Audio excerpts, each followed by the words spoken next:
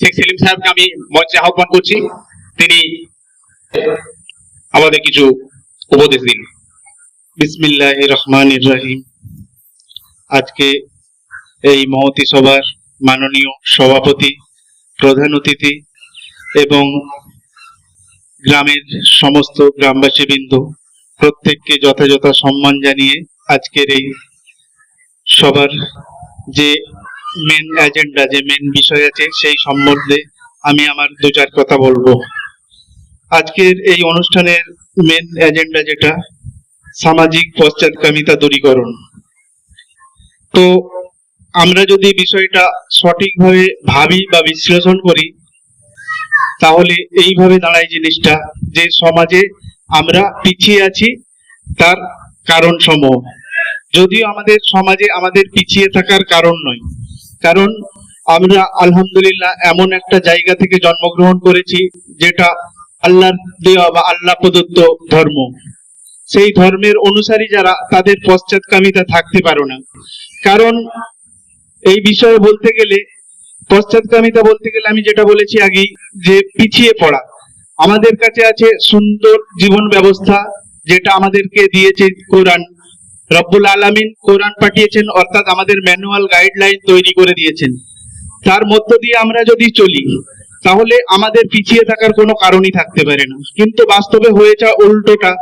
আমরা আমাদের আধুনিকরণের দিক থেকে দেখতে গিয়ে কোরআনকে আমরা পিছনে রেখেছি, নিজেদেরকে আগিয়ে দিয়েছি, নিজেদেরকে মডেল ভাবছি, কোরআনকে আরো পিছনে রাখছি।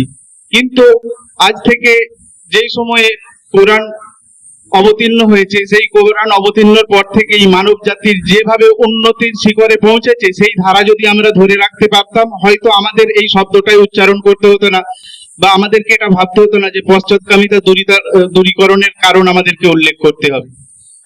আজকে পবিত্র কোরআনের প্রথম শব্দ ইকরা, যার অর্থ হলো পড়ো।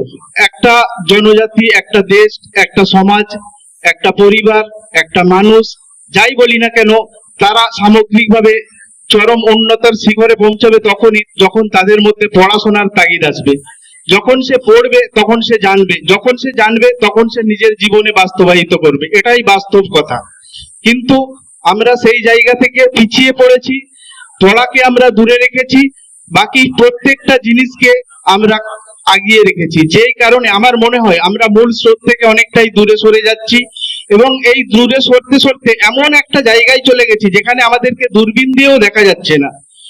এত বড় গ্রাম ভাবতেও অবাক লাগে। আমি শুধুমাত্র একটা পত্র পেয়েছি গতকাল রাত্রে, এবং আমার গুরুজন বলে মনে করি সেই মানুষটি আমায় একবার বলেছে এই প্রোগ্রামে আসার জন্য।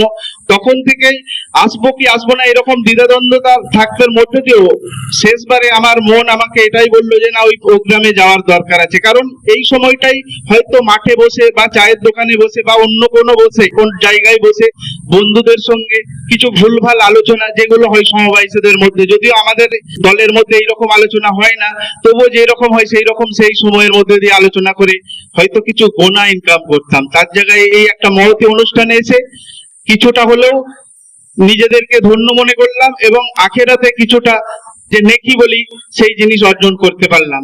তো আবারও ফিরে আসছি সেই বিষয়ের উপর যেখানে শেষ করেছিলাম, যে যদি জাতির মধ্যে শিক্ষা না থাকে, সচেতনতা আসতে পারে না, আর সচেতনতা না আসলে মানুষ কখনোই এগিয়ে যেতে পারে না। এবং বলতে এটা বাধ্য হচ্ছে আজকের দিনে দাঁড়িয়ে যে আমরা এমন একটা পর্যায়ে, এমন একটা জায়গায় এসে দাঁড়িয়েছি যেখান থেকে আমাদের মাথা তোলার মতো জায়গা নেই। কিন্তু তবুও আমরা নিজেরা এমন ভাব দেখাচ্ছি, এমন একটা চিন্তাধারা রাখছি যে আমাদের ওপরে আর কেউ নেই, আমরাই ওপর। কিন্তু যখন সেটারই প্রতিফলন ঘটাতে যাচ্ছি, বাইরে গিয়ে দেখছি আমরা প্রত্যেকটা জায়গাতেই ফেলিওর। তো আমাদেরকে সেই ফেলিওরের জায়গাগুলো খুঁজে রাখতে হবে।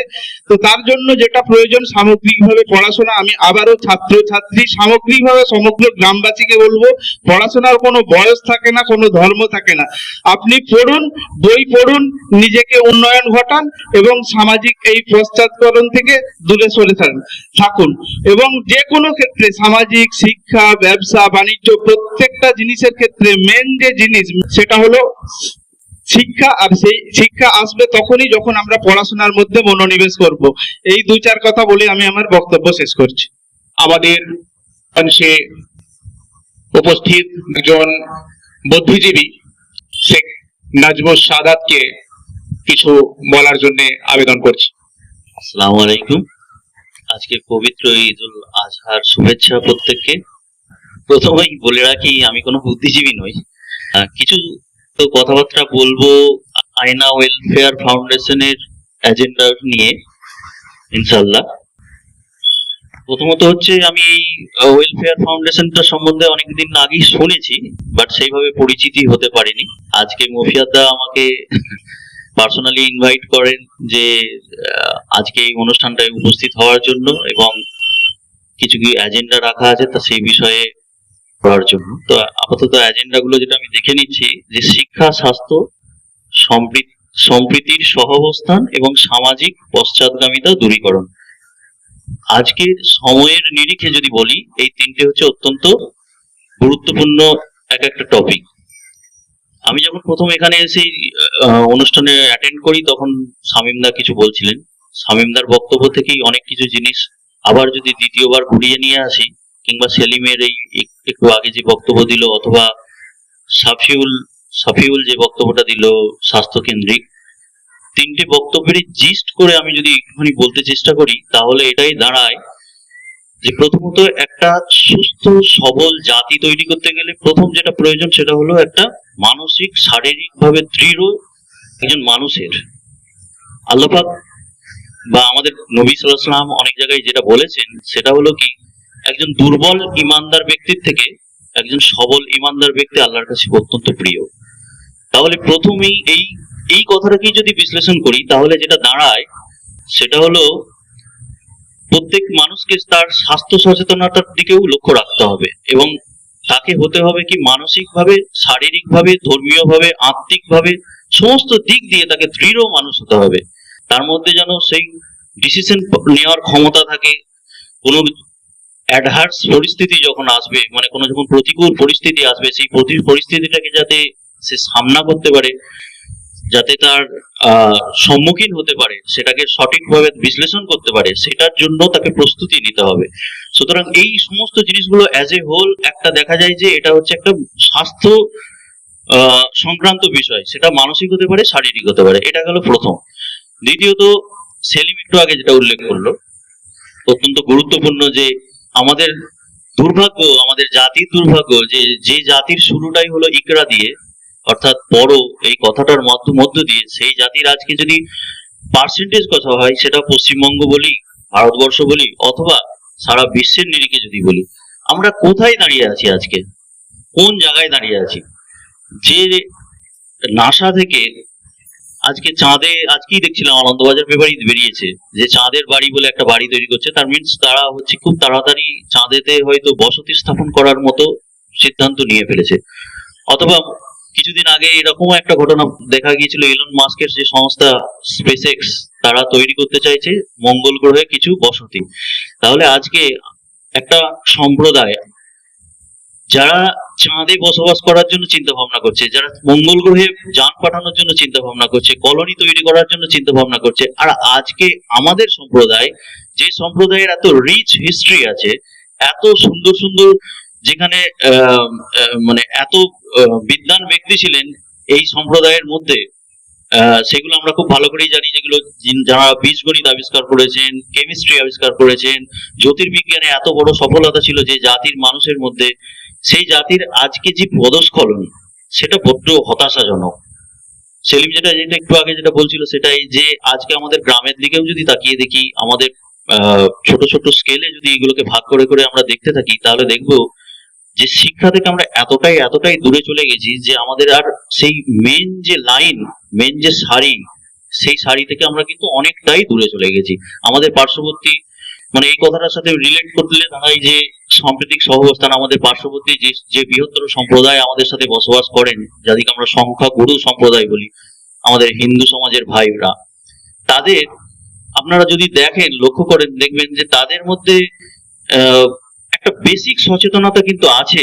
সেটা আপনি একদম খুব নমশূদ্র লেভেল থেকেও যদি চিন্তা ভাবনা করেন, মানে যারা একদম হিন্দু সমাজের ভাইদের যে ক্যাটাগরি ওয়াইজ ভাগ করা হয়, তাদের যে একদম নিচু শ্রেণী, যেটা নমশূদ্র সম্প্রদায়, শূদ্র সম্প্রদায়, সেই সম্প্রদায়ের মানুষদের মধ্যেও একটা বেসিক সচেতনতা আছে যে আমাদেরকে পড়াশোনা করতে হবে, আমাদেরকে স্কুল যেতে হবে। আপনি যদি স্কুলে যদি ট্যালি করেন, যদি মানে রিসার্চ করে যদি দেখেন এই সমস্ত পরাজিত জুনিয়র বেসিক স্কুলের মতো কোনো স্কুলে দেখবেন আপনি সেখানে মোটামুটি এইটা ধরে নিতে পারেন যে 70% হচ্ছে হিন্দু সম্প্রদায়ের মানুষ। হ্যাঁ, আপনি বলবেন যে তাদের সংখ্যাধিক্য বেশি সেই জন্য, কিন্তু নয়, এরকমও ঘটনা নয় যে তাদের সংখ্যাধিক্যার জন্যই শুধুমাত্র তারা স্কুলেতে বেশি করে অ্যাটেন্ড করছে, আর আমাদের সংখ্যা কম বলে, আমরা সংখ্যা লঘু বলে আমরা বেশি অ্যাটেন্ড করতে পারছি না, এটা নয়।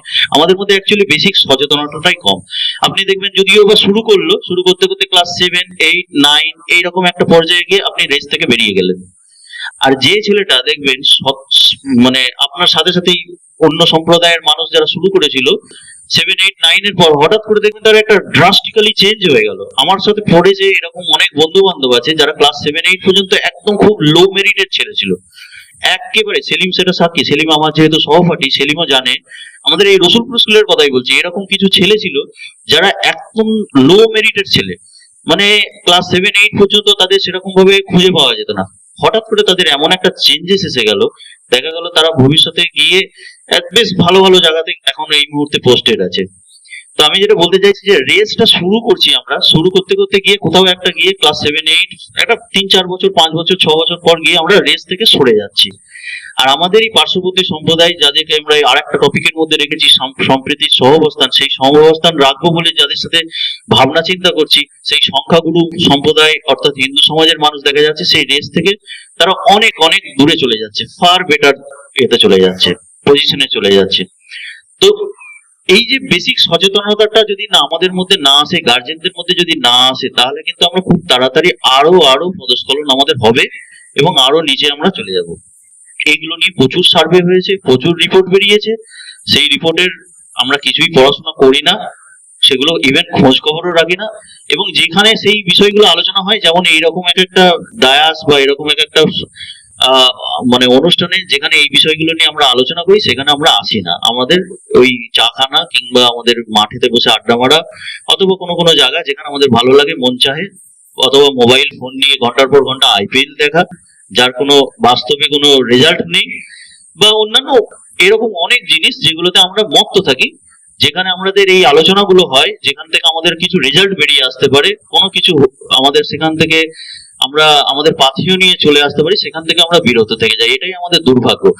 তো এই সামাজিক পশ্চাৎগামিতা থেকে আমাদেরকে ফিরে আসতে হবে, খুব দ্রুত ফিরে আসতে হবে, নাহলে কিন্তু আমরা আরো অনেক বেশি রেস থেকে দূরে চলে যাব, আমাদের আর খুঁজেই পাওয়া যাবে না, এবং অনুবীক্ষণ যন্ত্র দিয়েও হয়তো খুঁজে পাওয়া যাবে না, দূরবীন তো ছেড়িয়ে দিলাম। তো আমার এই ছোট্ট করে আমি শুধু এইটুকুই বলতে চাইলাম যে আমাদেরকে সমস্ত মানে মানসিক শারীরিক সচেতনতার সাথে সাথে আধ্যাত্মিক সচেতনতার সাথে সাথে আমাদেরকে বেসিক সচেতনতা যেটা, সেটা হলো শিক্ষা, সেই শিক্ষার দিকে কিন্তু ফিরে আসতে হবে। এবং এর জন্য ছোট ছোট ছেলে মেয়েরা আজকে যাদেরকে দেখছি তারা নয়, গার্জেনদেরকে বেশি বেশি করে এইরকম অনুষ্ঠানে অ্যাটেন্ড করতে হবে বলেই আমি মনে করি। আমি আমার বক্তব্য দীর্ঘায়িত করছি না, মাগরিবের সময় হয়ে গেছে, তো আশা করি আমি কিছুটা বোঝাতে পেরেছি। আসসালামু আলাইকুম।